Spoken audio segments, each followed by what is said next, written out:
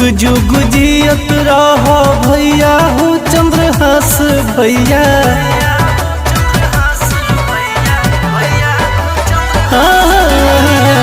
जुग जुग जियत रह भैया हो चंद्रहास भैया।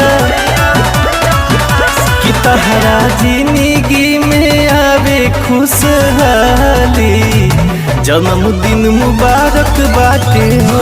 कि तहरा जिंदगी में आवे खुशहाली, जन्मदिन मुबारक बाटे हो।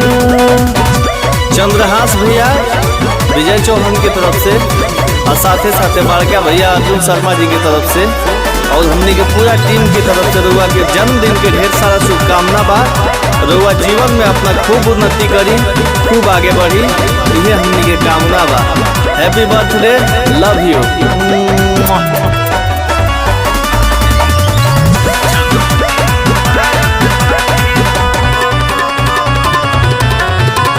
चाहत रहे तुहरा जिंदगी के बाग हो, कबहू न लगे तुहरा ऊपर कवनो दाग हो।